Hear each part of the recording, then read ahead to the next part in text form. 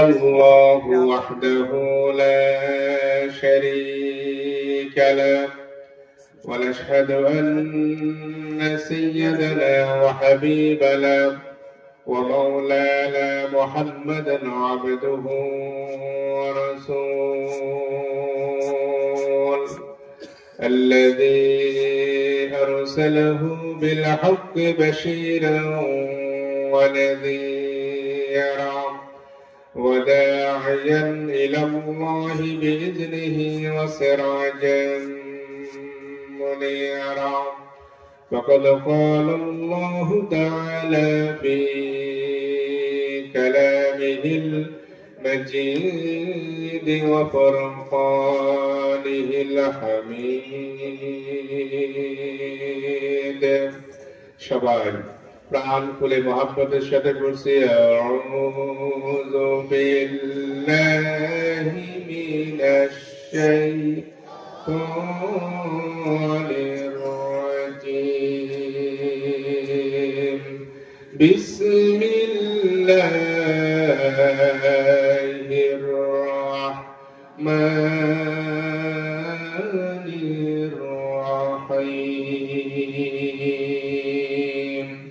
فلا وربك لا يؤمنون حتى يحكموك فيما شجر بينهم ثم لا يجدوا في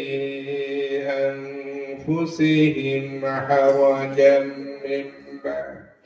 حرجا مما قضيت ويسلموا تسليما وقال تعالى في شان حبيبه ومحبوبه ومعشوقه آمرا ومخبرا إن الله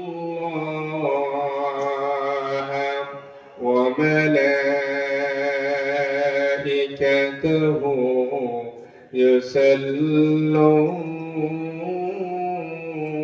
على النبي يا أيها الذين آمنوا صلوا عليه وسلموا تسليما اللهم صل على سيدنا مولانا محمد وعلى آله سيدنا সবাই জোরে সোরে মহব্বতে আল্লাহুম্মা সাল্লি আলা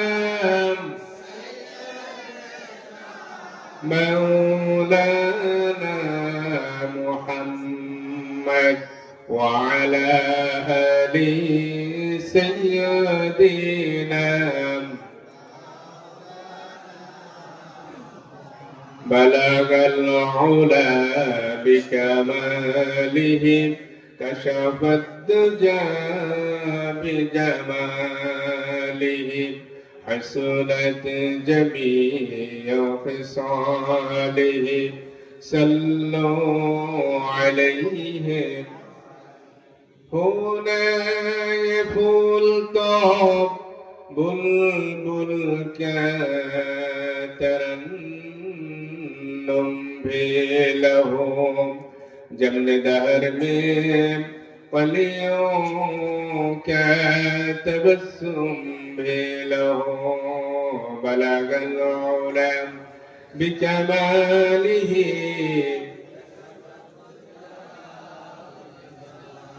حسنت جميع خصاله صلوا عليه কামরডা বাজার ব্যবসায়ী সমিতির উদ্যোগে আয়োজিত আজকের এই তাফসীরুল কুরআন মাহফিলের সম্মানিত শ্রদ্ধাভাজন সভাপতি, বিশিষ্ট আলেমে দ্বীন, আমাদের সকলের মাথার তাজ, আউসপাড়া দরবার শরীফের সম্মানিত হযরত পীর সাহেব হুজুর জনাব মাওলানা আবু তাহের সাহেব আতালাল্লাহু আমারাহু ওয়া বারাকা ফি হায়াতি, সবাই বলি আমিন। মঞ্চে উপবিষ্ট আমার পূর্বে অত্যন্ত চমৎকার জ্ঞানগর্ভ আলোচনা পেশ করেছেন নবিয়াবাদ ফাজিল ডিগ্রি মাদ্রাসার সম্মানিত আরবি প্রভাষক, এই এলাকার কৃতি সন্তান হযরত মাওলানা বেলাল হুসাইন সাহেব। এর পূর্বে আলোচনা পেশ করেছেন এই এলাকার ইসলামী আন্দোলনের অন্যতম সিপাহ সালার হযরত মাওলানা আবু হানিফ সাহেব, খতিব রায়পুর জামে মসজিদ। আলোচনা পেশ করেছেন এই এলাকার কৃতি সন্তান হযরত মাওলানা আব্দুর রশিদ সাহেব, হযরত মাওলানা মুস্তাক আহমেদ সাহেব। আরো আলোচনা পেশ করেছেন হযরত মাওলানা নজরুল ইসলাম সাহেব সহ মঞ্চ উপবিষ্ট হযরত উলামায়ে কেরাম, দিনদার ইমানদার মুসলমান ভাইয়েরা, পদ্মার অন্তরালের সম্মানিতা মা এবং বোনেরা, আমরা মহান আল্লাহ রব্বুল ইজ্জাত ওয়াল জালাল তার আলিশান দরবারে কালিমাতু শুকর আদায় করছি যে মহান আল্লাহ রাব্বুল আলামিন এলাকার হাজার হাজার মুসলমান ভাইদের থেকে বাছাই করে আল্লাহ তাআলা কোরআনের মজলিসে কিছু সময়ের জন্য কোরআনের ছাত্র হওয়ার আল্লাহ তাআলা সুযোগ করে দিয়েছেন। মনিবের দরবারে কালিমাতু শুকর আদায় করছি, আমরা একযোগে সমস্বরে করছি আলহামদুলিল্লাহ। আমরা আজকের এই কোরআনের মজলিসে কোরআনের ছাত্র হতে পেরে খুশি না বেজার? আসলে খুশি। আমরা আজকে কোরআন থেকে কথা বলতে চাই। আপনারা কি শুনতে রাজি আছেন? সবাই শুনতে রাজি আছেন? অনেকে জবাব দেন না, কিন্তু শুনতে রাজি আছেন? শুনতে হলে আমার ডান পাশে বাম পাশে অনেকেই বসা।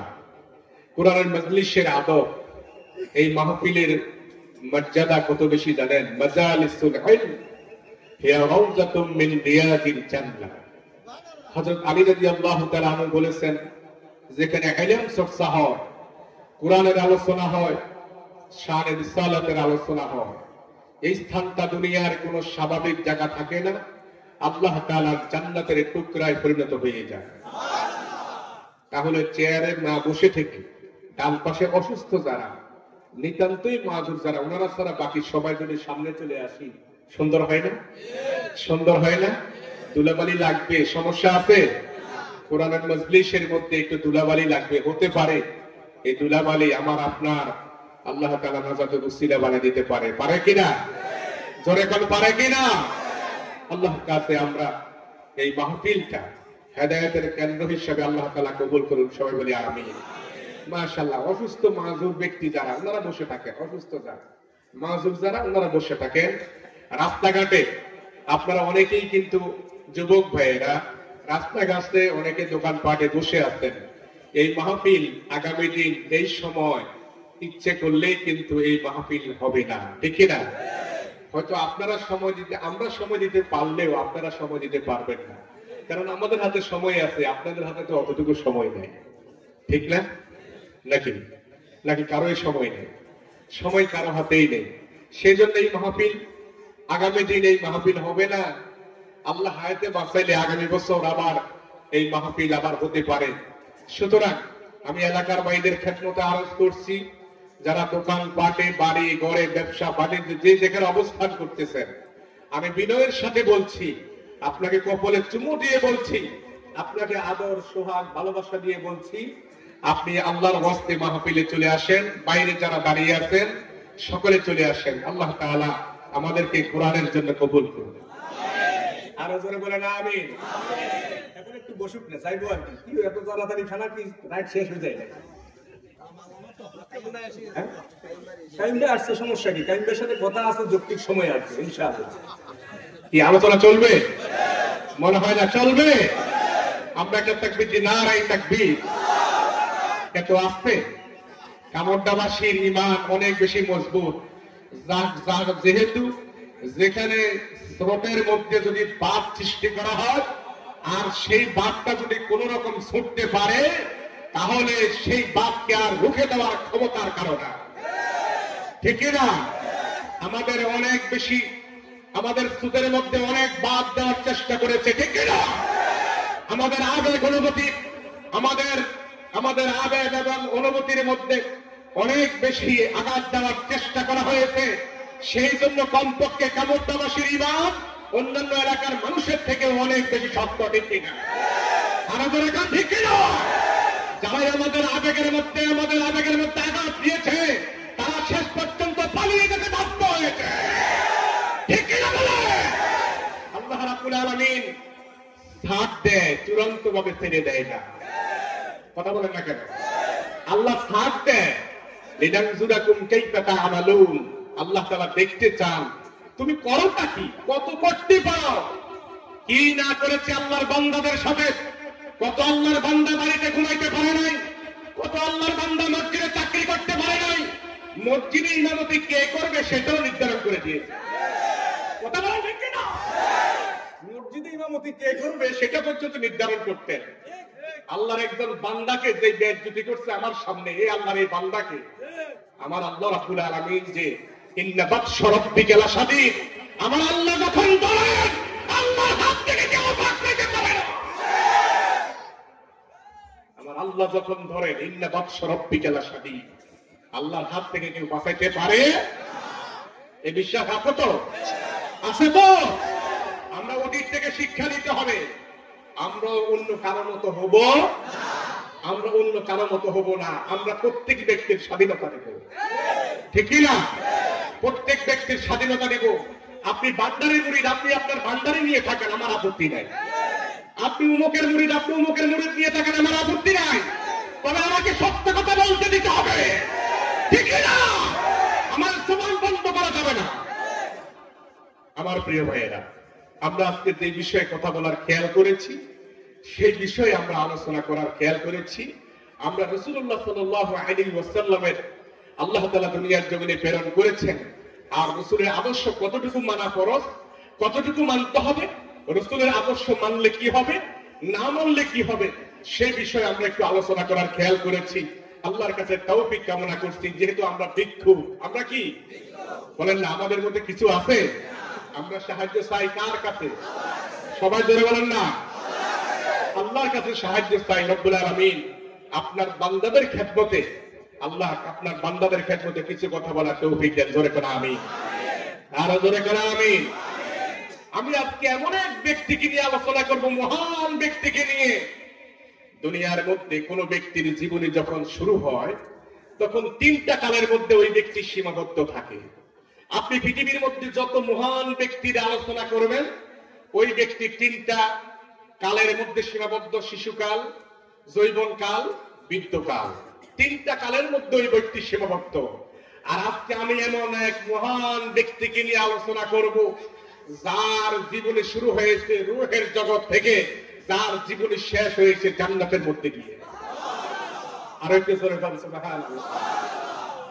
আমার ভাইয়েরা, আল্লাহর হাবিব মুহাম্মদ সাল্লাল্লাহু আলাইহি ওয়াসাল্লামকে আল্লাহ রাব্বুল আলামিন রূহের জগতে সমস্ত নবীদেরকে আল্লাহ রাব্বুল আলামিন একত্রিত করেছেন।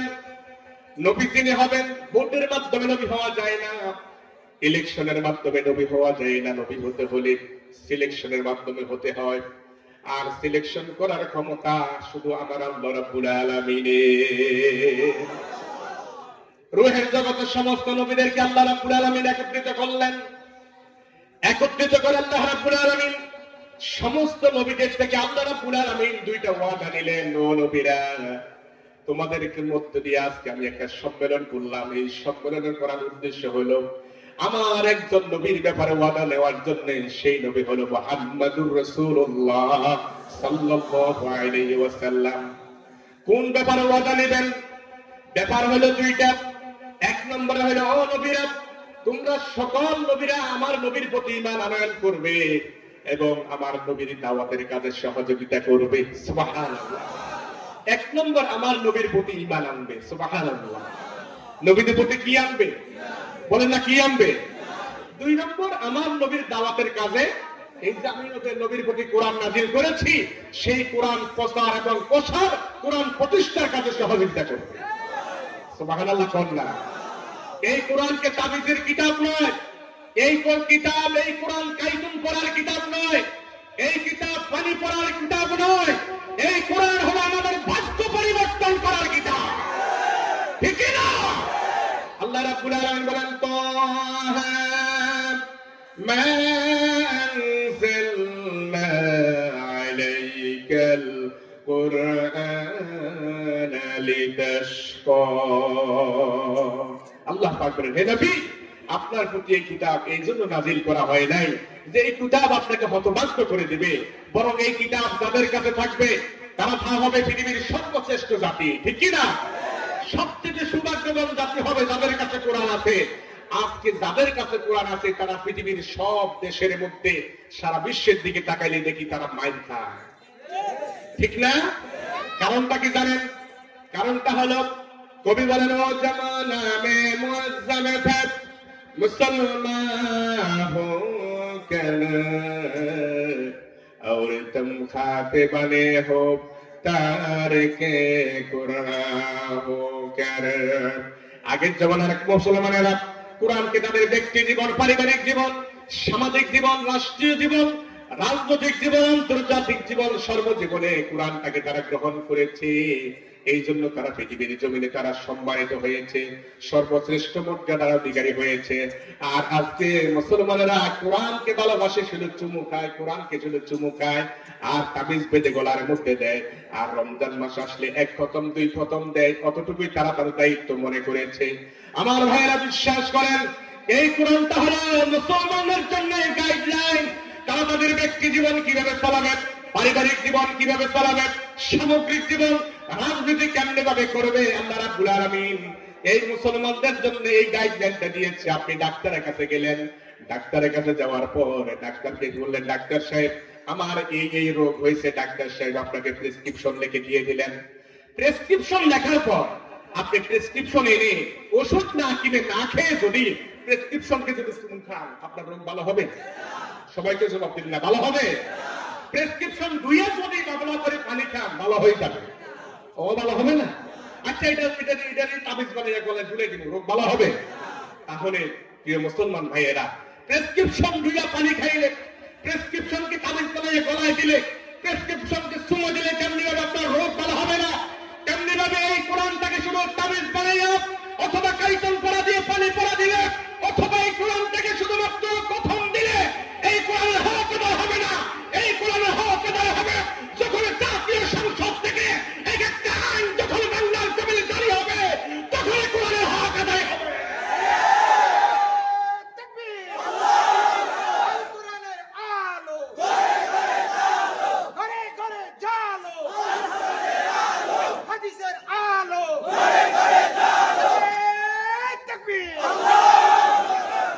আমার ভাইয়েরা, এই কোরআনটাকে জাতীয় সংসদে নিতে হবে। আমরা কি চাই? জোরে কোন চাই? আমার ভাইয়েরা, এই যে মাইক চলে, টিউব লাইট চলে, হেডলাইট লাইট চলে, এত আলো, মাইক চলে, সবকিছু চলে, এখানে কিন্তু একটা তার আছে, এখানে একটা মেইন সুইচ আছে। এতগুলা কিছু চলার মধ্যে একটা মেইন সুইচ আছে, আছে কি নাই? জোরে কোন না? মেইন সুইচের মধ্যে যদি কেউ যদি টিপ দেয়, সমস্ত মাইক লাইট সব বন্ধ হয়ে যায়, হয় কিনা? আর মেইন সুইচ যদি অন করে, সবকিছু তখন লাইট টাইট সবকিছু জ্বলে ওঠে। তেমনি ভাবে বাংলাদেশে একটা জায়গা আছে, সেটা হলো মেইন সুইচ সংসদ। এই সংসদ থেকে যদি আইন পাস করা হয়, আগামী দিন থেকে কেউ নামাজ কাজা করতে পারবে না, নামাজ বাদ দিতে পারবে না, আগামী দিন থেকে কেউ ব্যবস্থা হতে পারবে না, আগামী দিন থেকে সুদ চলবে না, আগামী দিন থেকে ঘুষ চলবে না। এখান থেকে যদি এই আইন পাস করা হয়, আল্লাহর কসম সচিবালয়ে একটা চোর পাওয়া যাবে না।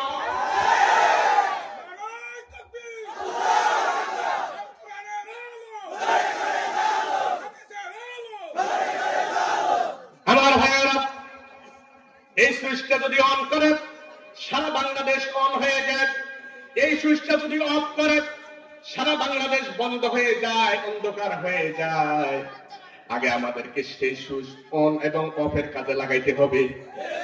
কথা বলেন না কেন? আমরা সেই সুইচ অন অফ না করে আমরা শুধু আরেকজনের গোলাম হইতে যাই, আরেকজনের গোলামি করতে চাই। আমি বাংলাদেশের সকল আলেম ওলামা পীর বুজুর্গ সকলের পায়ে ধরে বলি, কবর জমা দিয়ে বলি, আর দূরে থাকা নয়, আর বিভেদ নয়, আর একে অপরের বিরুদ্ধে ফতোয়া নয়। আসুন সুন্নি ভাইরা, আসুন জামাত ইসলামের ভাইরা, হেফাজত ইসলামের ভাইরা, চরমনার ভাইরা, শস্যের ভাইরা, আমরা সকলে এক কাতারে এসে স্লোগান দিয়ে আল্লাহর জমিনে আল্লাহর দ্বীন কায়েম করে আন্দোলনে চাপিয়ে দেব। আমাদের মধ্যে আর ভেদাভেদ নয়, আমরা ভেদাভেদ চাই না, ঠিক কি? আল্লাহ যদি আমরা দ্বীন কায়েম করার জন্য বিএনপির দরকার, আওয়ামী লীগের দরকার, সবার কাছে আসেন, সকলে আসেন, আমরা সকলে আল্লাহর জমিনে আল্লাহর দ্বীন কায়েম করব। কার দ্বীন? আল্লাহর দ্বীন। এখানে কি আমি বিশ্ব হুজুরের কথা বলছি? আমার বাবার কথা বলছি? মাওলানা হানিফ সাহেবের কথা বলছি? কার? বলেন না কার? আরো করে বলেন না কার? আল্লাহর জমিনে আল্লাহর দ্বীন কায়েম হোক, আমরা কি চাই? কারা কারা চাই? আল্লাহু আকবার।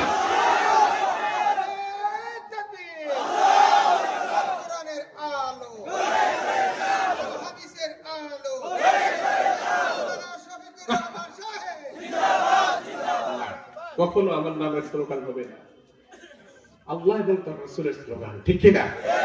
নারায়ে তাকবীর স্লোগান দেওয়া ফরজ, কি বলেন না? কি গত 17টি বছর আমাদের উপরে একটা স্লোগান চাপিয়ে দিয়েছে, যে স্লোগানের সাথে মুসলমানের কোনো সম্পর্ক নয়। একটা স্লোগান চাপিয়ে দিয়েছে আমাদের উপরে, মুসলমানদের স্লোগান হলো রব্বাকা ফাকাব্বির, আল্লাহু আকবার। মুসলমানের স্লোগান নারায়ে তাকবীর, বলেন নারায়ে তাকবীর।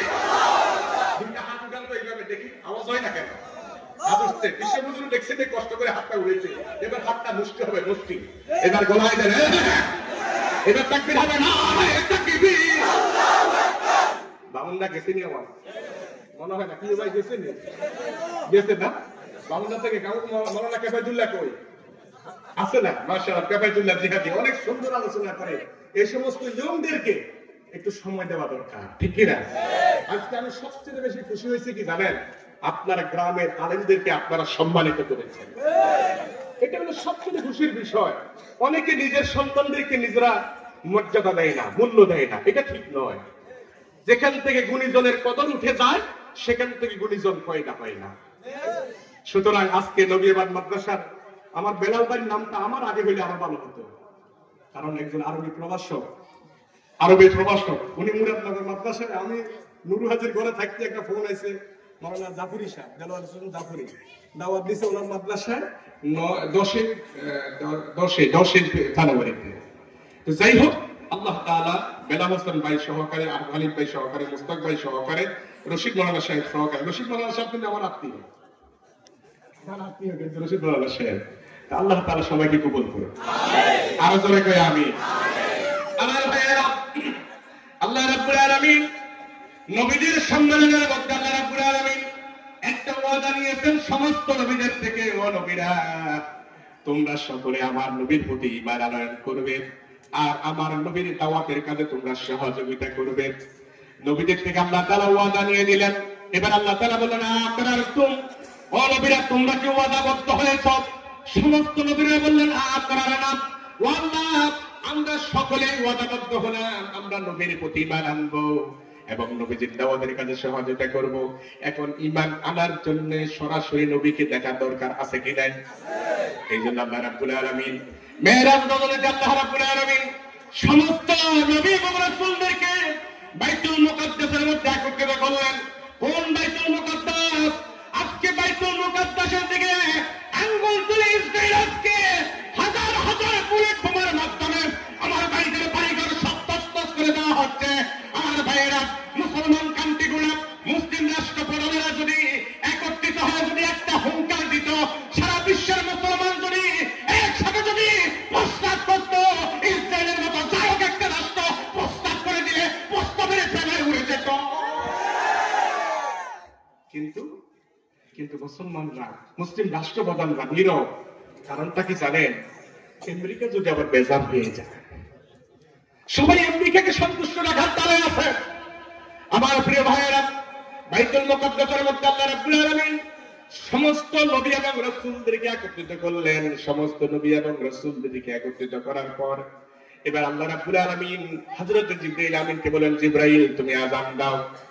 হযরত জিবরাইল আলাইহিস সালাম বাইতুল মুকাদ্দাসের মধ্যে আযান দেওয়া শুরু করলেন।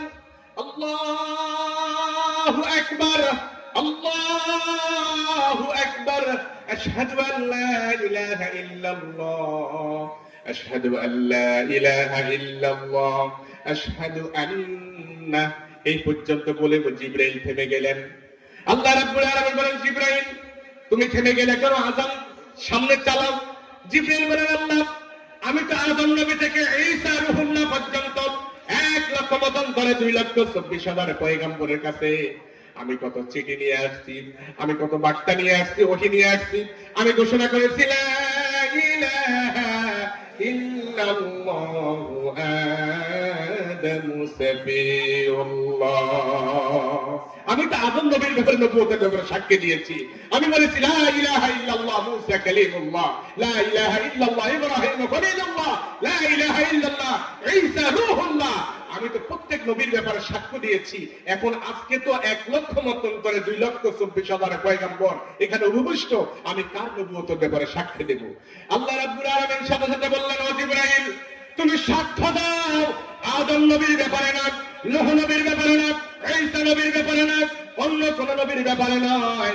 একমাত্র তুমি সাক্ষ্য দেবে মুহাম্মাদুর রাসূলুল্লাহ সাল্লাল্লাহু আলাইহি ওয়াসাল্লাম। মুহাম্মদ সাল্লাল্লাহু আলাইহি ওয়াসাল্লামের নবুয়তের ব্যাপারে সাক্ষ্য দাও। আমার প্রিয় ভাইয়েরা, আল্লাহর হাবিব মুহাম্মদ সাল্লাল্লাহু আলাইহি ওয়াসাল্লামের নবুয়তের ব্যাপারে জিবরাইল আলাইহিস সালাম সকাল শুরু করলেন, আশহাদু আন্না মুহাম্মাদার রাসূলুল্লাহ। আল্লাহ পাকের আরশ আজিমে যত ফেরেশতা ছিল সমস্ত ফেরেশতারা আল্লাহ তাআলার জিকির তাৎক্ষণিক বন্ধ করে দিয়ে আমার নবীর প্রতি তারা ঈমান আনয়ন করা শুরু করে দিয়েছে। আরেকটু জোরে কর সুবহানাল্লাহ। এইভাবে প্রত্যেকটা আসমানের ফেরেশতারা এতে টাইম নবীর প্রতি ঈমান আনয়ন করা শুরু করে দিয়েছে। বাইতুল মুকাদ্দাসের অবস্থা কি হয়েছে জানেন?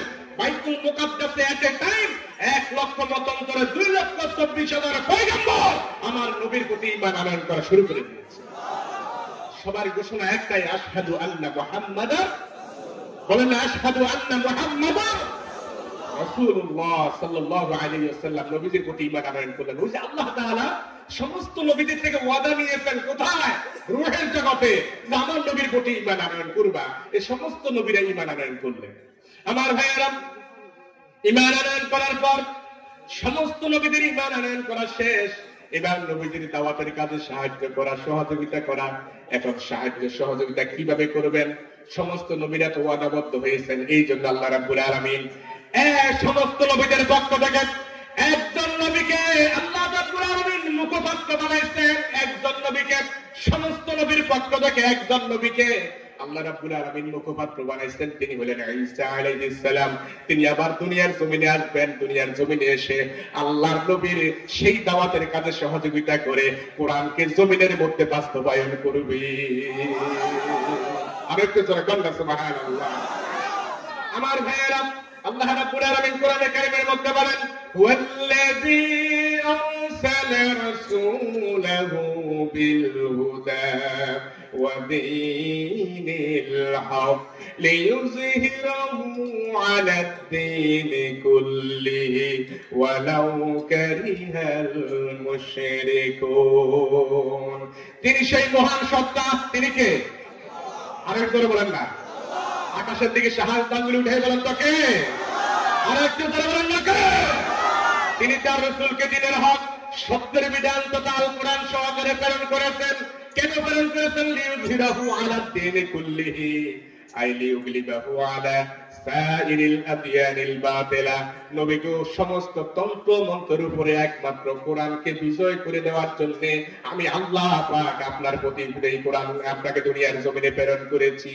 সুবহানাল্লাহ। আমার প্রিয় ভাইয়েরা, নবীজির আগমনে আমরা খুশি। খুশি না বেজার? জোরে বলেন খুশি না বেজার? আল্লাহ রাব্বুল আলামিন বলেন লাকাদ জাআকুম রাসূলুম মিন আনফুসিকুম আজিজুন আলাইহি মা আনিতুম হারিসুন আলাইকুম বিল মুমিনিনা রাউফুর রহিম। অবশ্যই তোমাদের মধ্য থেকে তোমাদের নিকট একজন রাসূল এসেছেন, তোমাদের কষ্ট তার নিকট কষ্ট, তোমাদের মঙ্গলকামী, তিনি মুমিনদের প্রতি দয়ালু। জোরে কান সুবহানাল্লাহ। আমার ভাইয়েরা, আল্লাহ রাব্বুল আলামিন একজন নবী আমাদের জন্য প্রেরণ করেছেন।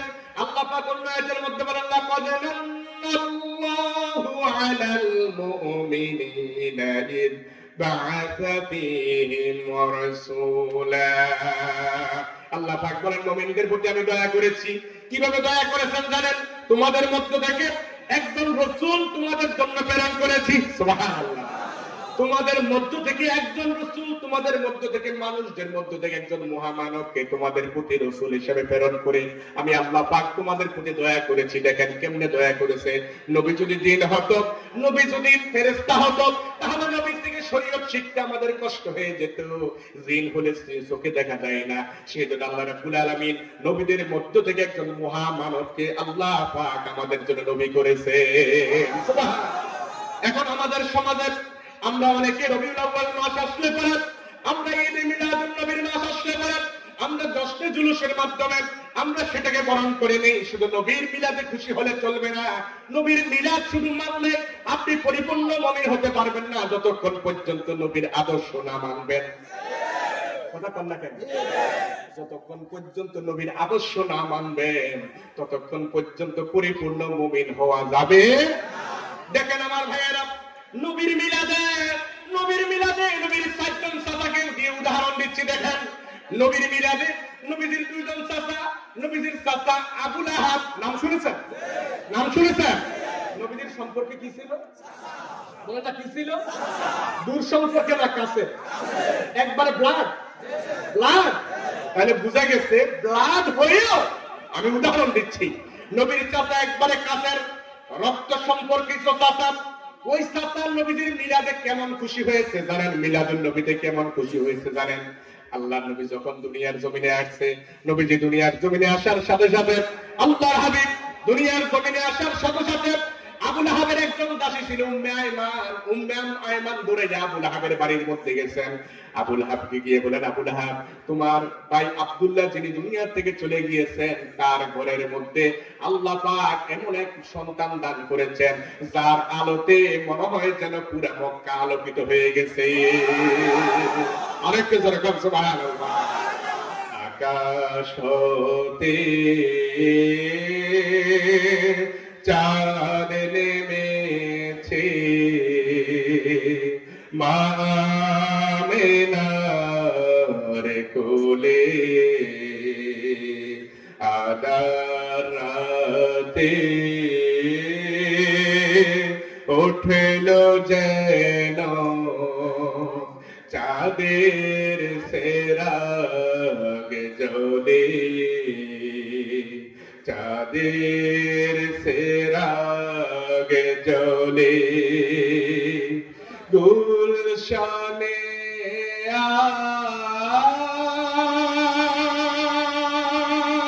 আজ বুলবুলিরা গাইছে শুধু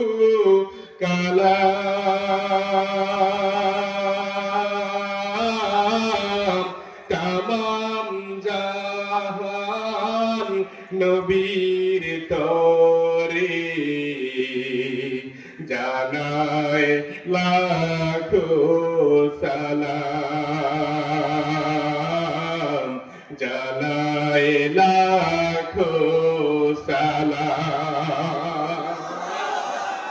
আমার ভাইয়েরা, আল্লাহর হাবিব রাহমাতুল লিল আলামিন নবী যখন দুনিয়ার জমিনে আগমন করলেন, দুনিয়ার জমিনে আগমন করার পর আবু লাহাবের দাসী উম্মে আয়মান দৌড়ে এগিয়ে বলেন, আবু লাহাব, তোমার যে ভাই দুনিয়া থেকে চলে গিয়েছে, ওই ভাইয়ের ঘরের মধ্যে আল্লাহ রাব্বুল আলামিন এমন এক সন্তান দান করেছেন, যে সন্তান আসার সাথে সাথে শুধুমাত্র আমিনার ঘরটা নয়, পুরা মক্কা নগরী মনে হয় যেন আলো ঝিলমিল করতেছে, পুরা আকাশ মনে হয় যেন আনন্দে উদ্দেহারা হয়ে গিয়েছে।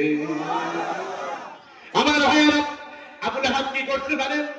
আবু লাহাব আল্লাহর হাবিব রাহমাতুল লিল আলামিন নবীর আগমনের সংবাদ শোনার পর, মিলাদের সংবাদ শোনার সাথে সাথে ডাক দিয়ে বললেন, উম্মে আইমান রে, তুই যখন আমাকে যখন এই সংবাদ দিলি আমার ভাতিজা দুনিয়াতে আগমন করেছে, তুই যখন আমাকে এই সংবাদ দিলি, আমি খুশি হয়ে আজকে থেকে তোকে মুক্ত করে দিলাম।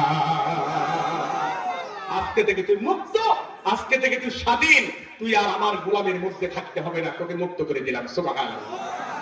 আমার ভাইয়েরা, শুধু তাই নয়, আল্লাহর হাবিবকে ছোটবেলায় আবু লাহাব কোলের মধ্যে নিয়েছেন, কাঁধের মধ্যে নিয়েছেন, কোলে পিঠে করে মানুষ করেছেন মক্কার অলিতে গলিতে। যেহেতু হুজুরের বাবা আব্দুল্লাহ দুনিয়াতে ছিলেন না, আবু লাহাব হাতের মধ্যে নিয়ে মক্কার অলিতে গলিতে, রাস্তাঘাটে কত জায়গায় নিয়ে গেছেন, পিঠে কোলে করে মানুষ করেছেন।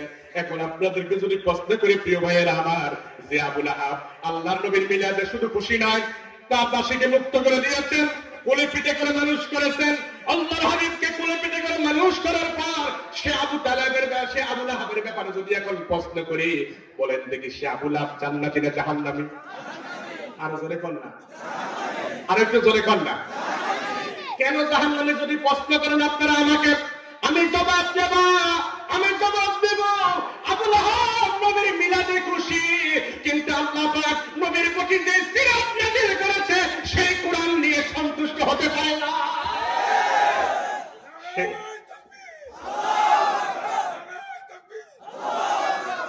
এত আসতে আর সময় শেষ নেই, কোনো মুখে কই গেলাম না, আমি দেখি সমস্যা নেই, সময় শেষ। আলোচনা চলবে। আমি হুজুরকে বেশি বসে যা বেশি করে আলোচনা করব না, কাইবে চলে যাইব কিন্তু ইনশাআল্লাহ। চলবে, চলবে, জোরে সোরে একটা তাকবীর হবে। আমার মুসলমানেরা, আমি তো বুঝতে আসে না, মুসলমানের সন্তান নারায়ে তাকবীরের স্লোগান তোলে, কিভাবে অন্য কোন নেতার স্লোগান দেয়, আদর্শের স্লোগান দেয়, মুসলমানের সন্তান স্লোগান দেবে নারায়ে তাকবীর।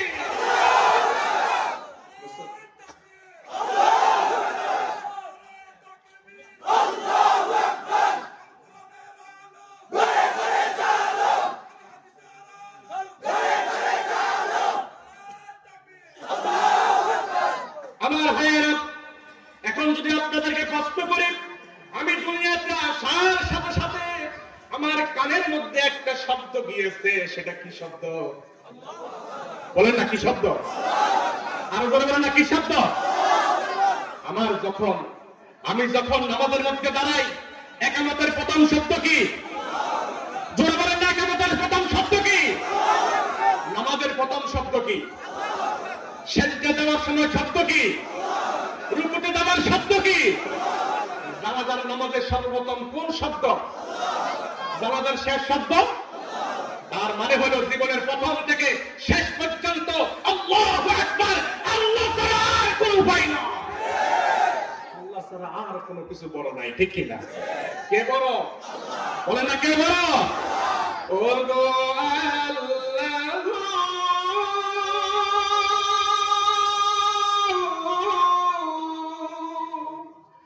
ও গো আল্লাহ,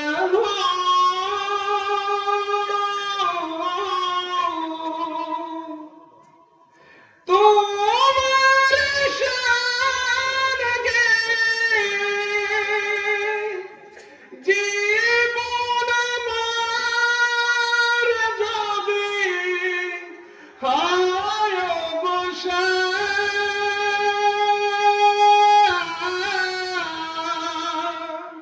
শেষ হবে না গাওয়া তোমার শান, শেষ হবে না গাওয়া তোমার শান। বলেন আল্লাহু আকবার, আল্লাহু আকবার। কমপক্ষে কামড়দাবাসী একটাই স্লোগান আজকে কানের মধ্যে সকলের পুষবে, দোকান পাটে আলহামদুলিল্লাহ আসতেছে, আলহামদুলিল্লাহ ময়দান ভরে যাবে ইনশাআল্লাহ। তাওহীদের জোয়ার শুরু হয়েছে, ইনশাআল্লাহ তাওহীদের জোয়ার শুরু হয়েছে, শিরক আর বিদআতের কবর রচনা হবে। তাওহীদের জোয়ার শুরু হয়েছে ইনশাআল্লাহ, ঠিক কি না? তাওহীদের জোয়ার শুরু হয়েছে, এই যে ঢেউ শুরু হয়েছে, এই যে জোয়ার শুরু হয়েছে, এই জোয়ার কেউ থামাতে পারবে? ইনশাআল্লাহ পারবে। আমরা ইনশাআল্লাহ ওইভাবে জমিনে কাজ করবো ইনশাআল্লাহ। আমরা গোলাম কার? এই পরিস্থিতিতে ভয় আছে নাকি? আমরা গোলাম কার? আমার প্রিয় ভাইয়েরা, যে আবু লাহাব আল্লাহ নবীর সাথে বংশের কানেকশন, রক্তের সম্পর্কীয়, নবীজিকে মিলাদে খুশি উম্মে আইমানকে মুক্ত করে দিয়েছেন, যে আবু লাহাব আল্লাহ নবী মুহাম্মদ সাল্লাল্লাহু আলাইহি ওয়াসাল্লামকে কোলে পিঠে করে মানুষ করেছেন, সে আবু লাহাব শুধুমাত্র নবীজির সিরাত, নবীজির আদর্শ মানতে পারেন নাই। এখন যদি আপনারা প্রশ্ন করেন হুজুর নবীজির আদর্শ কি, নবীজির সিরাত কি, আম্মা আয়েশা সিদ্দিকা রাদিয়াল্লাহু তাআলা আনহার কাছে সাহাবায়ে কেরাম রিদওয়ানুল্লাহি তাআলা আলাইহিম আজমাইন, সাহাবায়ে কেরাম আম্মা জান আয়েশা সিদ্দিকার কাছে এসে বললেন, ওগো আম্মা জান, আপনি আমাদেরকে নবীজির আদর্শ সম্পর্কে একটু বলেন দেখি, নবীজির আদর্শ কি? আম্মা জান আয়েশা সিদ্দিকা রাদিয়াল্লাহু তাআলা আনহা বললেন, ও নবীর সাহাবীরা, তোমরা কি কোরআন পড়ো নাই? সাহাবায়ে কেরাম বললেন, আম্মা জান, আমরা তো কোরআন পড়েছি। কোরআন যদি পড়ে থাকো তাহলে আল্লাহর নবীর আদর্শ সম্পর্কে আমাকে প্রশ্ন করলে কেন? আল্লাহর নবী নিজেই তো কোরআন শরীফ। আরেকটু করে বল সুবহানাল্লাহ। আমাদের ঘরের মধ্যে যে কোরআন, এই যে কোরআন, এটা কাগজের কোরআন, আর জীবন্ত কোরআন হলো মুহাম্মদুর রাসূলুল্লাহ। জীবন্ত কোরআন ছিলেন মুহাম্মদুর রাসূলুল্লাহ। তাহলে আবু লাহাব জীবন্ত কোরআন তবে নবীর আদর্শ মানতে পারে, সিরাত মানতে পারে? সিরাত না মানার কারণে আবু লাহাব নবীর রক্তের সম্পর্কে হওয়ার পরেও, সিরাত না মানার কারণে আবু লাহাব নবীকে আদর করার কারণেও, নবীজির মিলাদে খুশি হওয়ার পরেও জান্নাতে যেতে পারে। জান্নাতে যেতে হলে নবীর সিরাত মানতে হবে, ঠিক কি না?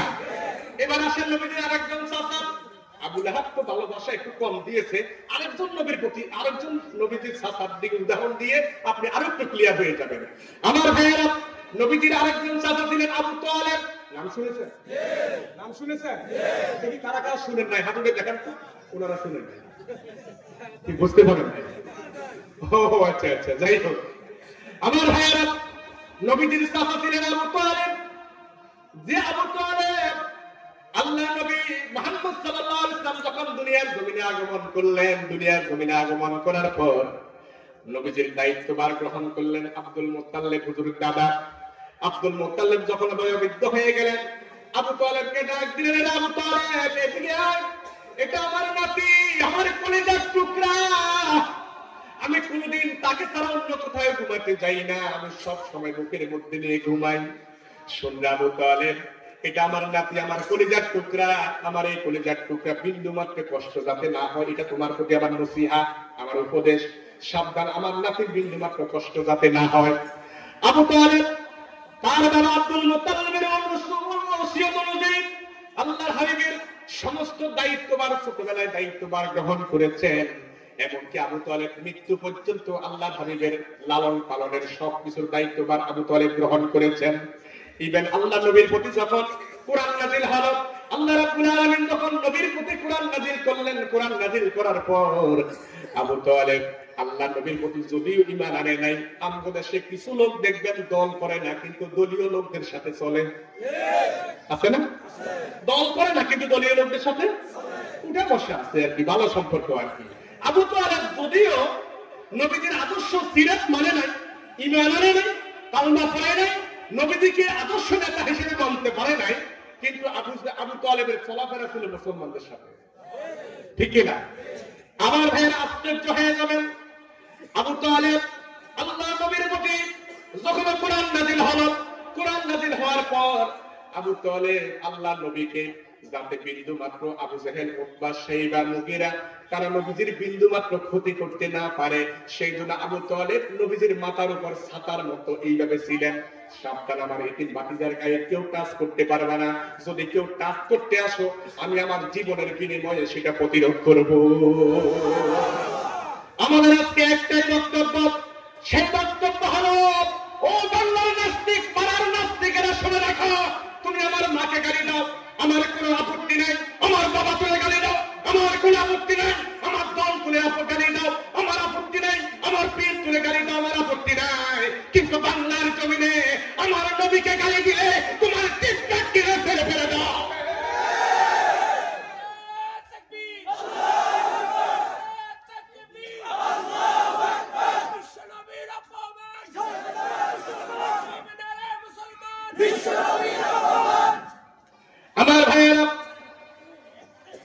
নবীদেরকে আমরা কলিজাত থেকে বেশি ভালোবাসি, ঠিক না? আমি আমার কলিজাত থেকে যতক্ষণ পর্যন্ত নবীকে ভালো না বাসবো, আমার জীবনের তুলনায় যতক্ষণ বেশি নবীকে ভালো বাসবো, ততক্ষণ পর্যন্ত পরিপূর্ণ মুমিন হওয়া যাবে না। আবু তালেব বললেন, এই মক্কার কাফেররা শোন, আমার তিন বাতিজা মুহাম্মদ সাল্লাল্লাহু আলাইহি ওয়াসাল্লামের গায়ের মধ্যে যদি কেউ কাটার আঘাত দেয়, আমি সেটা প্রতিরোধ করব, প্রতিশোধ নিয়ে ছাড়বো। ইভেন আল্লাহ নবীকে যখন কোরআনের জন্য কোরআনের প্রচার করতে গিয়ে আল্লাহ নবীকে সামাজিক ভাবে বয়কট করেছে। কি করেছে? জোরে কর না, কি করেছে? সামাজিক ভাবে বয়কট করবে কেন? শুধু তাই নয়, আল্লাহ নবীর নাগরিকত্ব পর্যন্ত আবু জেহেল, উতবা, সাইবা, মুগীরারা মক্কার সংসদে দারুন নদওয়া তাদের বৈঠকখানার মধ্যে বসে আল্লাহর নবীর নাগরিকত্ব পর্যন্ত ক্যান্সেল করে দিয়েছে। ও আমার ভাইয়েরা, যিনি নবী হবেন মহামানব, আল্লাহর জমিনে আল্লাহ রাব্বুল আলামিন আল্লাহর পরে যার স্থান, লা ইউমকিনুস সালাউ কামা কানা হাক্কুহু বাদে আল খোদা বুজুর্গ। তুই কিসসাই মুখতাসার শেখ সাদি রাহমাতুল্লাহ আলাইহি বলেন, ইয়া রাসূলুল্লাহ, আমি আদম আপনার এই জবান দিয়ে কি প্রশংসা করব? আমি একটা কথাই বলতে চাই, আল্লাহর পরে সমস্ত সৃষ্টির উপরে যার মর্যাদা, তিনি হলেন আপনি মুহাম্মদুর রাসূলুল্লাহ সাল্লাল্লাহু আলাইহি ওয়াসাল্লাম। সুবহানাল্লাহ। আমার ভাইয়েরা, যেই নবীর এত মর্যাদা, আল্লাহর পরে যার স্থান, সেই নবীর সামাজিক ভাবে বয়কট করেছে। আমার নবীকে রাষ্ট্রীয়ভাবে আমার নবীর নাগরিকত্ব পর্যন্ত তারা ক্যান্সেল করে দিয়েছে। আমার ভাইয়েরা, বিশ্বাস করেন আমার ভাইয়েরা, এদেশে একজন ব্যক্তি ছিলেন কোরআনের পাখি, আল্লামা দেলোয়ার সাইদি রহমতুল্লাহ আলাইহি। এই কোরআনের পাখি যদি বিশ্বাস করেন বিন্দুমাত্র তার অন্ধের সাথে আপোষ করতেন, আল্লাহর কসম 13 বছর তাকে অন্ধকার প্রকোষ্ঠে কাটাতে হতো না। আমার ভাইয়েরা, আল্লাহ নবীর নাগরিকত্ব ক্যান্সেল করে দিয়েছে। নবীজি মনে কষ্ট পেলেন, আহারে তারা আমার নাগরিকত্ব পর্যন্ত তারা কেড়ে নিয়েছে। এবার আল্লাহ রাব্বুল আলামিন আয়াত নাযিল করে, সূরা নাযিল করে নবীজিকে সান্ত্বনা দিচ্ছেন। বিসমিল্লাহির রাহমানির রাহিম।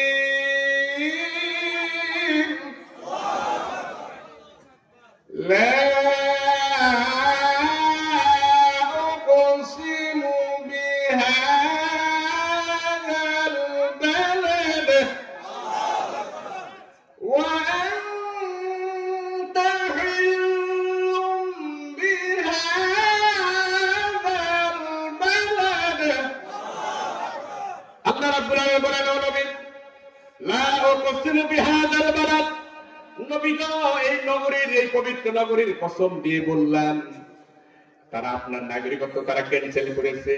আমি আল্লাহ তাআলা কোরআনে কারীমের মধ্যে দলিল দিয়ে আমি আল্লাহ আপনাকে ঘোষণা করলাম, ওয়া আনতা হিল্লুম বিহাযাল বালাদ, আপনি নবী শুধুমাত্র এই মক্কা নগরীর বৈধ নাগরিক। আপনি শুধু বৈধ নাগরিক। যারা আপনার নাগরিকত্ব ক্যান্সেল করেছে, যারা আপনার দাওয়াতের কাজে বিরোধিতা করতেছে, আপনাকে দাওয়াতের কাজ করতে দেয় না, আমি আল্লাহ রাব্বুল আলামিন 1 তারিখ যদি আপনার উম্মতদের যদি 1 তারিখ যদি তারা যদি বৈধ ঘোষণা করে, 5 তারিখ আমি তাদের বৈধ ঘোষণা করব। নবী, চিন্তা করিয়েন না, আপনার উম্মতদেরকে অবৈধ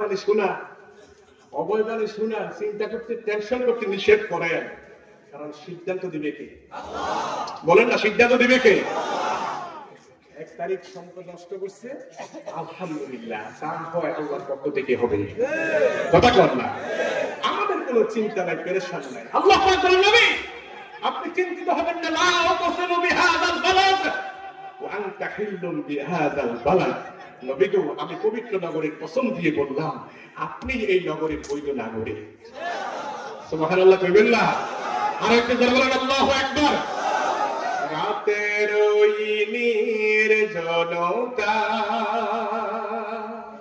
ভোরের ওই স্নিগ্ধ মায়া, দুপুরের ক্লান্ত মন যায় ছুটে যায় বেলা শেষে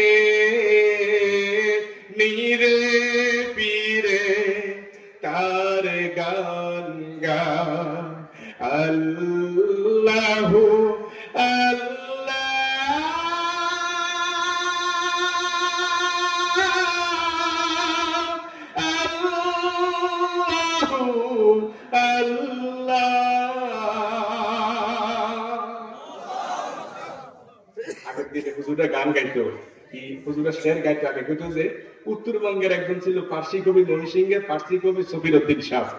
হ্যাঁ, ফার্সি কবি সফির উদ্দিন সাহ আগে উত্তরবঙ্গ থেকে আসতো। বাদশাহ জুলমে মারা দরগুজার, বাদশাহ জুলমে মারা দরগুজার, মাগুনাগর মে তু হাবর দেগার। হুজুরের সামনে শের কি করবো, হুজুর হলো শেরের গোলা। আর হুজুর আব্বাজান রহমতুল্লাহ আলাই, আল্লামা শরীফুদ্দিন আল কাদেরী রহমতুল্লাহ আলাই, আলহামদুলিল্লাহ, যদি হুজুর যদি একটু নয় ছয় করতেন, বিশ্বাস করেন গরু ছাগল উট মহিষের অভাব হতো না, ঠিক না? আরেকজনে ডাক দিয়েছে বেটা আইয়ালে আছে হিডে আছে, পাবলিক খায় না, কিন্তু আল্লাহ রহমতে আল্লাহকে ভয় করে জীবনের শেষ সময় পর্যন্ত হকের উপর একামতে দিনের উপরে অটুট থাকার চেষ্টা করতেছে। আলহামদুলিল্লাহ, সকলের মাথার কাজ হিসেবে থাকবে ইনশাআল্লাহ। হুজুর অসুস্থ, আল্লাহর কাছে দোয়া করি রব্বুল আলামিন আমাদের হুজুরকে আপনি হায়াতে বারাকা দান করেন, হুজুরের ছায়াকে আরো দীর্ঘজীবী করেন। আল্লাহ, হুজুর আমাদের আম্মাজান চলে গিয়েছেন বেগম সাহেবা হুজুরের, আল্লাহ তাআলা ওনার কবরটাকে তাওয়ারাল্লাহু মারকাদাহু ওয়া জাআলাল জান্নাতা মাসওয়াহু, সবাই বলি আমিন। আমার ভাইয়েরা, আবু তালেব আল্লাহর নবী রাহমাতুল লিল আলামিন নবী মুহাম্মদ সাল্লাল্লাহু আলাইহি ওয়াসাল্লামের যদিও প্রতি নবীর প্রতি ঈমান আনে নাই, নবীজির আদর্শ মানে নাই, তারপরে আবু তালেব নবীজিকে যখন সামাজিকভাবে বয়কট করেছেন, বয়কট করার পর আবু তালেব আল্লাহর নবী সিয়ামে আবু তালেবের কারাগারে 3টি বছর অবস্থান করেছেন। নবীজির জীবনী পড়েন, নবীজির জীবনী পড়লে আপনি সবকিছু পেয়ে যাবেন। 3টা বছর নবীজি সিয়ামে আবু তালেবের কারাগারে ছিলেন। নবীজির সাথে যাতে করে লেনদেন করতে না পারে, সাহাবীদের সাথে বাজার করতে না পারে, কোন সম্পর্ক রাখতে না পারে, আবু জাহেল রাস্তায় রাস্তায় লোক লেগিয়ে দিয়েছেন যাতে মুহাম্মদ সাল্লাল্লাহু আলাইহি ওয়াসাল্লামের সাথে সাহাবীদের সাথে লেনদেন ব্যবসা বাণিজ্য খাবার টাবার পৌঁছাইতে না পারে। আল্লাহ হাবিব রাহমাতুল লিল আলামিন নবী শুনেন নবীজির কষ্টের কথা। ও মুসলমানেরা, সামান্যতে আমরা মুসরে পড়ি, সামান্য দুঃখে কষ্টে আমরা সামান্য জেল জুলুমে মুসরে পড়ি। সাহাবায়ে কেরাম 3টা বছর পর্যন্ত জেলখানায় আবদ্ধ ছিলেন, সিয়ামে আবু তালেবের কারাগারের মধ্যে। খাবার পায় নাই, গাছের চামড়া খেয়েছে, গাছের পাতা খেয়েছে। আমরা তো কিছু অফার পাইলে আমার পরিবর্তন হয়ে যায়। আজকে আমি আব্বাইদের খেদমতে আরজ করতে চাই, দুনিয়ার অনেক লোভ আসবে, দুনিয়ার অনেক ভালোবাসা আসবে, দুনিয়ার অনেক ক্ষমতার মোহ আসবে, আপনাকে অমক করে দেওয়া হবে, অমক করে দেওয়া হবে। এত কিছুর পরেও আল্লাহর দ্বীন থেকে ও মুসলমান আপনারা কি সরে যাবে? সবাই তো বললেন না সরে যাবে, সরে যাবে। এই কোরআনের সাথে থাকতে রাজি আছেন তো? কোরআনের সাথে রাত থাকতে রাজি আছেন তো? কারা কারা চাই একটু দাঁড়িয়ে যান তো, দাঁড়িয়ে যান তো। আল্লাহু আকবার, আল্লাহু আকবার, আল্লাহু আকবার। নারায়ে তাকবীর, নারায়ে তাকবীর, আল্লাহু আকবার। দিন ইসলাম, দিন ইসলাম, আল কোরআনের আলো, আল হাদিসের আলো, নারায়ে তাকবীর, আল্লাহু আকবার। আমরা বলি আলহামদুলিল্লাহ। তাড়াতাড়ি বসে যান, আবার কেউ আবার উঠে যায় না, আমার হালাতি দেয় না, আবার বললেন আলহামদুলিল্লাহ, বলেন আলহামদুলিল্লাহ। আর একটু জোরে বলেন আলহামদুলিল্লাহ। তাওহীদের জোয়ার শুরু হয়েছে ইনশাআল্লাহ, ঠিক কি না? তাওহীদের জোয়ার শুরু হয়ে গেছে ইনশাআল্লাহ। তাওহীদ এবং রিসালাতকে এই জমিনে প্রতিষ্ঠা করবই করব ইনশাআল্লাহ। রাজি আছি তো? রাজি আছি তো? অনেক জোর জুলুম নির্যাতন তুফান অনেক কিছু আসতে পারে। ও মুসলমান, তুমি ভেঙে পড়বে না। ও মুসলমান, তুমি ভেঙে যাবা না, মুছতে যাবা না। একজন মুজাহিদ কখনো বসে থাকে না, বসে থাকে না। যতই আসুক বাধা, যতই আসুক বিপদ, ভেঙে পড়ে না, ভেঙে পড়ে না। একজন মুজাহিদ জীবনের আসল সত্য জানে। আমার প্রিয় ভাইয়েরা, এই তো কবি ছিলেন কবি মতিউর রহমান মল্লিক রহমতুল্লাহ আলাইহি। আরো কিছু কবি ছিলেন যারা বাংলাদেশের মধ্যে যখন বাংলাদেশে ফজর আযান দেয় তখন তারা বলে আমরা ওই আযানের মধ্যে, আমরা তখন আযানের মধ্যে যাতে ব্যবসা তার খরিদ্দার যেন ডাকে দরকার না হতে। আমার প্রিয় ভাইয়েরা, এদেশের মধ্যে অনেকে সোনার ছেলেরা অনেকেই এসএন হলের মধ্যে প্রকাশ্যে মাইকে আজান দেওয়া বন্ধ করে দিয়েছে। আল্লাহর গজব এসে গিয়েছে। কারণ দুনিয়ার কারোর সাথে বেয়াদবি নয়। বেয়াদবি কার সাথে বলেন না? কার সাথে? আল্লাহর সাথে বেয়াদবি আল্লাহ সহ্য করে। এই জমিনের মধ্যে ফেরাউন আনা রব্বুকুমুল আ'লা, নিজকে বড় আল্লাহ দাবি করছে, বড় খোদা দাবি করছে, বড় রব দাবি করছে। আল্লাহ রাব্বুল আলামিন তাকে সাথ দেয়। বরং আল্লাহ তাআলা বলছেন আলিয়াউমা নুনাজ্জিকা বিবাদানিক, ও ফেরাউন তোকে মাটিতেও খাবে না, পানিতেও তোকে খাবে না, খুঁজবে না। আমি তোর লাশটাকে হেফাজত করব। কারণ যাতে করে তোর চরিত্রের যত মানুষ পৃথিবীতে আসবে কিয়ামত পর্যন্ত তোর থেকে যাতে শিক্ষা গ্রহণ করতে পারে। ঠিক কি না? কিন্তু আমরা বেমালুম ভুলে যাই। আমাদের যাতে করে আগের তাদের চরিত্র যেমন ছিল এরকম চরিত্র যেন আমাদের কারো না হয়। কারো উপর আক্রমণ না করা, বাড়ি ঘর কোনো কিছুতে কারো উপর আমরা ব্যবসা বাণিজ্য কারো প্রতি বিন্দু মাত্র ক্ষতি করব। আমরা ভালোবাসা দিয়ে সকলকে বুকে টেনে নেব। ঠিক কিনা? আমার ভাইয়েরা, আবু তালেব, শিয়াবে আবু তালেবের কারাগারে 3টা বছর পর্যন্ত কাইমটাকে নিয়ে আসবেন। নিয়ে আসেন, সমস্যা নেই। শিয়াবে আবু তালেবের কারাগারে 3টা বছর পর্যন্ত অবস্থান করেছেন আবু তালেব। এবার শুনেন আমার ভাইয়েরা, শুধু তাই নয়, যে আবু তালেব আল্লাহর হাবিব রাহমাতুল্লিল আলামিন নবীকে মৃত্যুর আগ পর্যন্ত নবীজির বিন্দু মাত্র যাতে সমস্যা না হয় আবু তালেব নবীজির প্রতি এত বেশি চেষ্টা করছেন, এত বেশি নবীজির প্রতি সহানুভূতিশীল ছিলেন। শুনেন আমার ভাইয়েরা, এবার আপনাদেরকে বলি, নবী সে আবু তালেবের ভালোবাসা নবীজির প্রতি আমার আপনার থেকে কম ছিল না বেশি ছিল? সবাই জোরে কোন না? আবু তালেবের ভালোবাসা নবীজির প্রতি আমার আপনার থেকে কম ছিল না বেশি ছিল? আরো জোরে কোন না? সেই বেশিটা আবু জহেল আবু তালেবকে কি জাহান্নামের আগুন থেকে বাঁচাতে পারছে? জোরে কোন না? পারছে? আবু তালেব নবীর মিলাদে খুশি, নবীজির সব কিছুতে সন্তুষ্ট, নবীজির প্রতি খুব খেয়াল রাখতেন, কাটার আঘাত যাতে না লাগে সব কিছু ঠিক ছিল। কিন্তু আবু তালেব নবীর সিরাত মানতে পারে? সিরাতটা কি বলেন না? সিরাতটা কি? আর একটু জোরে বলেন তো, সিরাতটা কি? আর জোরে বলেন, সিরাতটা কি? সেই কোরআন মানতে পারে না। মানার কারণে সে আবু তালেবের ব্যাপারে যদি এখন প্রশ্ন করি, সে আবু তালেব জান্নাতি না জাহান্নামী? বলেন না, জান্নাতি না জাহান্নামী? আমার ভাইরা, নবীজির একজন চাচা, উদাহরণ দিয়ে আমি আমার বক্তব্য শেষ করব। নবীজির একজন চাচা ছিলেন। কি আলোচনা চলবে? একটু একটু একটু একটু চলবে? কাইন্দা আসা পর্যন্ত চলবে? চলবে চলবে চলবে। নবীজির একজন চাচা ছিলেন হযরতে হামজা রাদিয়াল্লাহু তাআলা আনহু। হযরতে হামজা রাদিয়াল্লাহু তাআলা আনহু নবীজির চাচা দিলেন। নবীজির আগমনে খুশি, নবীজির মিলাদে খুশি। নবীজির মিলাদে শুধু খুশি হন নাই, নবীজির প্রতি তখন ঈমান আনেন নাই। আল্লাহ হাবিব রাহমাতুল্লিল আলামিন নবী মুহাম্মদ সাল্লাল্লাহু আলাইহি ওয়াসাল্লাম যখন কোরআনের দাওয়াত দেওয়া শুরু করলেন, পাশে হুইসেল বন্ধ করো, পাশে হুইসেল বন্ধ করো, কাইম ভাইকে আসতে দাও, আসুক আসুক, স্লোগান বন্ধ করো, স্লোগান বন্ধ করো। প্রিয় ভাইয়েরা আমার,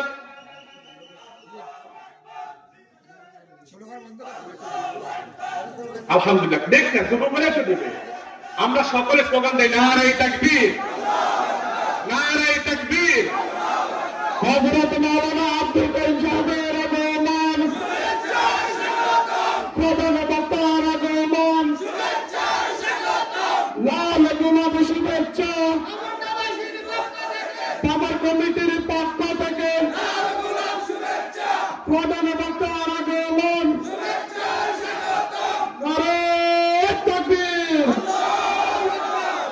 সম্মানিত এলাকাবাসী, আপনারা যারা বাইরে আসেন অতি শীঘ্রই মাঠে আসার জন্য সবিনয় অনুরোধ জানাচ্ছি। আমরা সবাই বলি আলহামদুলিল্লাহ। আমি আলোচনাটা কি শেষ করবো না ছেড়ে দেব? ছেড়ে দেব? ছেড়ে দেব? একটু শুনবেন? একটু শুনবেন? কাইম ভাই একটু দেখেন না, কাইম ভাই অল্প একটু সময়, শ্রমিক সাহেব একটু সময় দেন। 5 মিনিট সময় দিচ্ছে, আলহামদুলিল্লাহ। কয় মিনিট? এই 5 মিনিট উড়াদুড়া চলবে, কি বলে?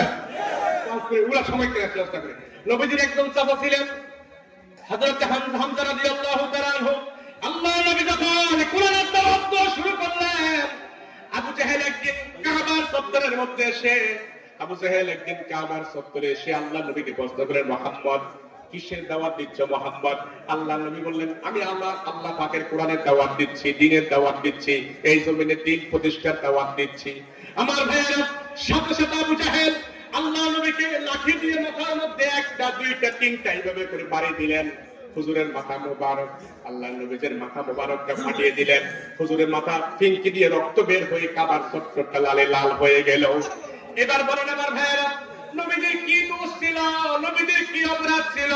ওয়ামা নাকামু মিনহুম ইল্লা আন ইউমিনু বিল্লাহিল আজিজিল হামিদ।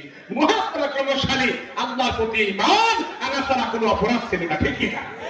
কোরআনের প্রচার করতেছেন আমার ভাইয়েরা, যারা কোরআনের জন্য রাত্রি বেলায় ঘরে ঘুমাইতে পারে নাই, যারা কোরআনের কারণে কতজনের চাকরি গিয়েছে, যারা দিন প্রতিষ্ঠার আন্দোলন করার কারণে কতজনের ইমামতি গিয়েছে, কতজনের ব্যবসা বাণিজ্য সবকিছু বাড়ি করে কত রকমের আঘাত করেছ, আমার আল্লাহ স্বয়ং তোমাদের বিচার করেছে। শিক্ষা নাও ভবিষ্যতে যাতে এই কাজ আমরা না করি। কথা বলেন না? আমরা এই কাজ করব। আমার ভাইয়েরা, হযরত আবু বকর রাদিয়াল্লাহু তাআলা আনহু সাথে সাথে এসে কি বললেন জানেন? নবীজিকে এই অবস্থা দেখে বলেন, আতাকাতুলুনা রাজুলান আইয়াকুলা রাব্বি আল্লাহ। এই লোকটাকে বুঝি এই জন্য আঘাত করছো, এই লোকটাকে এই জন্য রক্তাক্ত করে দিয়েছো, এই লোকটা বলে আল্লাহ আমার রব। আমাদের রব কে? আরো ধরে আমাদের রব কে? আমার ভাইয়েরা, আল্লাহর হাবিবের মাথা মোবারক ফাটিয়ে দিলেন। এই দিক দিয়ে হুজুর সাল্লাল্লাহু হযরত হামজা রাদিয়াল্লাহু তাআলা তখন নবীজির প্রতি ঈমান আনেন নাই। হযরত হামজা রাদিয়াল্লাহু তাআলা চলে গেলেন শিকারে। শিকার করতে যাওয়ার পর হরিণ শিকার করবেন, ইতিমধ্যে হরিণের জবান খুলে যায়। হরিণ ডাক দিয়ে বলেন, হে হামজা, তুই আগে বাড়ির মধ্যে যা, তোর এতিম বাতি যা। মুহাম্মদ সাল্লাল্লাহু আলাইহি ওয়াসাল্লামের মাথা মোবারক ফেটে দিয়েছে। এমন কিছু ইশারা ইঙ্গিত হওয়ার পর হযরত হামজা রাদিয়াল্লাহু তাআলা দৌড়াদৌড়ি শুরু করে দিলেন বাড়ির দিকে। রাস্তার মধ্যে আসার পর একজন পথিক ডাক দিয়ে বলেন, কিরে হামজা, তোর ভাই আব্দুল্লাহ দুনিয়ার মধ্যে না থাকার কারণে তোর এতিম বাতিদের মধ্যে দুনিয়াতে কেউ নাই। আবু জেহেল তোর এতিম বাতিটাকে রক্তাক্ত করে দিয়েছে। এই কথা শোনার পর হযরত হামজা রাদিয়াল্লাহু তাআলা আনহু একটা লাঠি নিয়ে আবু জেহেলের বাড়ির মধ্যে চলে গেলেন। গিয়ে ডাক দিয়ে বলেন, আবু জেহেল, তুই নাকি আমার এতিম বাতিজাকে আঘাত করে মাথা ফাটাই দিয়েছিস। আবু জেহেল কয়, তোর বাতিজা কালেমার দাওয়াত দেয়, একামতে দ্বীনের দাওয়াত দেয়, এই জমিনে দ্বীন প্রতিষ্ঠা করতে চায়, এই জন্য তাকে আঘাত দিয়েছি। হযরত হামজা ডাক দিয়ে বললেন, এরে আবু জেহেল, তুই কি মনে করছস আমার ভাই আব্দুল্লাহ দুনিয়া থেকে চলে যাওয়ার কারণে তার দুনিয়ার মধ্যে কেউ নাই? আবু জেহেল, আমার ভাই আব্দুল্লাহ চলে যেতে পারে, আমি হামজা এখনো পর্যন্ত জীবিত আছি। এই কথা বলে লাঠি দিয়ে আবু জেহেলের মাথার মধ্যে আঘাতের পর আঘাত দিয়ে একবার আবু জেহেলকে মেরে প্রতিশোধ নিয়ে বাড়িতে আসলেন। এসে আল্লাহ হাবিবের শিওর মোবারকের মধ্যে দাঁড়ায় বলেন, মুহাম্মদ, তোমাকে আঘাত করেছে বলে আমি প্রতিশোধ নিয়ে তারপরে আসছি।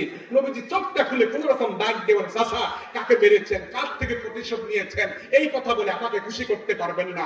ও চাচা, আমাকে খুশি করতে পারবেন যদি একটা বার আপনি নবুয়তের সাক্ষী দেন, ঈমানের সাক্ষী দেন, কালেমার সাক্ষী দেন, আমি তখনই খুশি হতে পারবো। চাচা একটা বার সাক্ষী দেন, আশহাদু আল্লা ইলাহা ইল্লাল্লাহু ওয়াহদাহু লা শারীকা লাহু ওয়া আশহাদু আন্না মুহাম্মাদান আবদুহু ওয়া রাসূল। ঈমানের পথে অবিচল থেকে আমার মরণ যেন হয়। ঈমানের পথে অবিচল থেকে আমার মরণ যেন হয়। তোমারই কাছে মিনতি আমার, তোমারই কাছে মিনতি আমার, মহামহিম দয়াময়। ঈমানের পথে অবিচল থেকে আমার মরণ যেন হয়। আমার ভাইরা, এখন যদি প্রশ্ন করি, সে নবীজির চাচা হযরত হামজা রাদিয়াল্লাহু তাআলা আনহু জান্নাতি না জাহান্নামী? সবাই জোরে কন্যা, আরো জোরে কন্যা।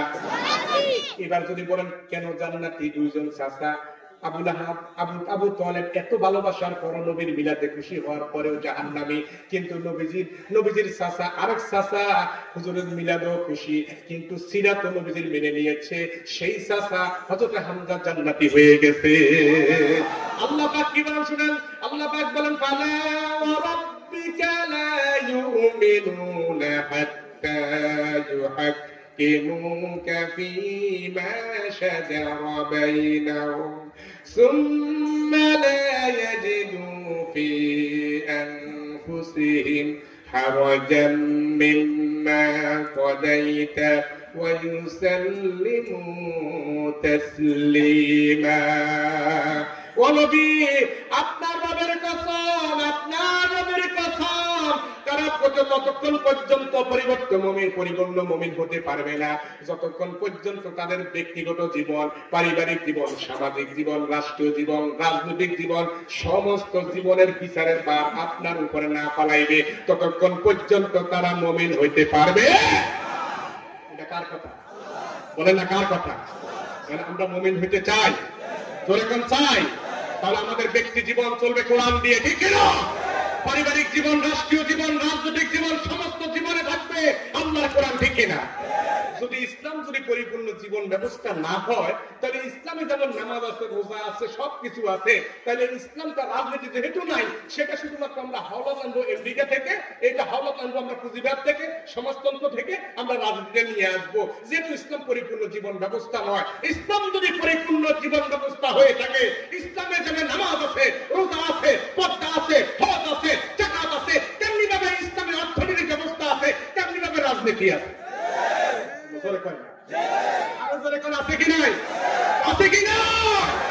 সুতরাং আপনার যদি বাংলাদেশে কোনোটা ভালো না লাগে, আপনি নিজে একটা করেন, তারপরে আল্লাহর জমিনে আল্লাহর দ্বীন কায়েমের চেষ্টা করেন, এই কাজ থেকে দূরে সরা যাবে, সরা যাবে।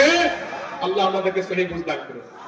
আমি আমার ভাইকে এতক্ষণ বসে, আসলে আমার ভাই আমার সাহেব, আমি এখন পর্যন্ত যে কোনো বিষয়ে আমার পরামর্শ হোক, যে কোনো বিষয় হোক, আমি ওনার সাথে পরামর্শ করি। আর হুজুর আমাকে সার্বক্ষণিক, আমি যখন ওয়াজের ময়দানে প্রথম আসি, হুজুর আমাকে দোয়া করে দিচ্ছে, আল্লাহ তোমার হাতে সবর্দ করে দিলাম। এখনো পর্যন্ত মাঝে মধ্যে হুজুরকে মাঝে মধ্যে ফোন দিয়ে, অনেক বেশি অসুস্থ, আল্লাহ তাআলা হুজুরকে শেফায়ে আজলা দান করুন। আল্লাহ তাআলা হুজুরের ছায়াকে আরো দীর্ঘজীবী করুক, সবাই বলে আমিন। হাযা মা ইনদি ওয়াল ইলমু ইনদাল্লাহ। বিশেষ করে আজকে মাহফিলে নূর কোম্পানি সব আসেনি, কই কোনায় নূর কোম্পানি হাদিস সম্মেলন করে অনেক বছর, আলহামদুলিল্লাহ। হাদিস সম্মেলন এবার তৈরি হলো, হাদিস সম্মেলন কামড়টা বাবার সেটা ইয়ে আছে, হাদিস সম্মেলনে নূর কোম্পানি সাহেব এই মাহফিলে আমার কয়, আমার শফিক সাহেব আমার লাগবে, সাহেবের কাছে কয়, আমার কমিটির কাছে আমার শফিক সাহেব আমার লাগবে। যাই হোক, যারা আজকে আমাকে অতটুকু কথা বলার সুযোগ করে দিয়েছেন, আমি কাইম ভাইয়ের সামনে, হুজুরের সামনে আলোচনা করার যোগ্য নয়, যতটুকু কথা বলেছি আল্লাহ তাআলা ভুল মাফ করে দেন, আমাদের ভুলগুলো আমাদের মেমোরি থেকে আল্লাহ ডিলিট করে দেন। আল্লাহ তাআলা কারো প্রতি যদি আমি যদি জুলুম করে থাকি কথার মাধ্যমে, আল্লাহ তাআলার কাছে ক্ষমা চাই, তাদের কাছে ক্ষমা চাই, আল্লাহ তাআলা মাফ করে দিন, আমিন। হাযা মা ইনদি ওয়াল ইলমু ইনদাল্লাহ আলাইহি তাওয়াক্কালতু ওয়া ইলাইহি উনীব। আসসালামু আলাইকুম ওয়া রাহমাতুল্লাহ।